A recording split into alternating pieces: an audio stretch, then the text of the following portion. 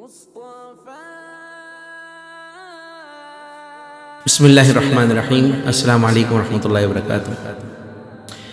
الحمدللہ 2 سے 2.5 سال کی ایک محنت میں ایک قصیدہ تیار کیا گیا، اس کا نام ہے سیرت خاتم الانبیاء صلی اللہ علیہ وسلم۔ اور یہ قصیدہ ایک بہت لمبا قصیدہ ہے جو ایک کتاب سے لیے گئے ہیں، کتاب کے ابواب لے کر پھر اس پر شاعری تیار کی ہے میرے ساتھی مولانا عبدالسمیع صاحب نے، اللہ ان کو جزائے خیر عطا فرمائے۔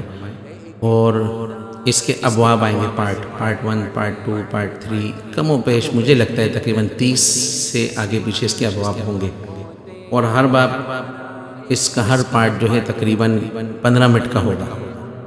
اس قصیدے کی خصوصیت یہ ہے کہ اس کو مستند احادیث سے لیے گئے اور روایات سے لیے گئے، ابراہیم علیہ السلام سے اس کا آغاز کیا گیا، شروع کیا گیا، اور کوشش پوری یہ کی گئی ہے کہ روایات احادیث سے ہی اس کو تیار کیا جائے، اور انشاءاللہ جلد ہی یوٹیوب مفتی انس یونس جو چینل ہے اس پہ اپلوڈ کیا جائے گا۔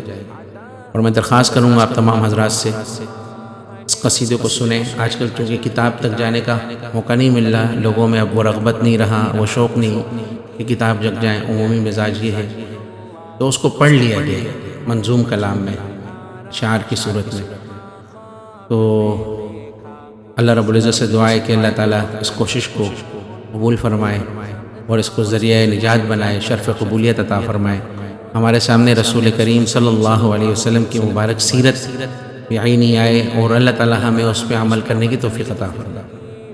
وہ ساری چیزیں سنی سنائی ہوتی ہے، ایک چیز ہے کہ مستند روایات سے پڑھا گیا ہے، اس میں پھر بھی انسان ہے، کوئی کمی کوتاہی ہو تو اس کو درگزر فرمائیں گے، ہاں نشاندہی کریں گے، انشاءاللہ اس کی اصلاح بھی کریں گے، اور یہ رہتی دنیا تک انشاءاللہ ایک کام رہے گا۔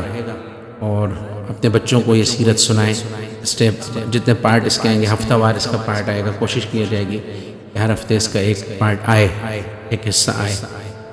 اللہ رب العزت سے دعا ہے، آپ حضرات بھی دعا فرمائیں گے کہ اللہ تعالیٰ اس کو شرف قبولیت عطا فرمائے، ہم سب کے لیے، یہ میرے لیے نہیں، ہم سب سننے والوں کے لیے اللہ تعالیٰ اس کو نجات کا ذریعہ بھی بنائے، اللہ ہماری اصلاح بھی فرمائے، اور سنت نبوی صلی اللہ علیہ وسلم کے مطابق زندگی گزارنے کی بھی توفیق عطا فرمائے۔ السلام علیکم ورحمۃ اللہ وبرکاتہ۔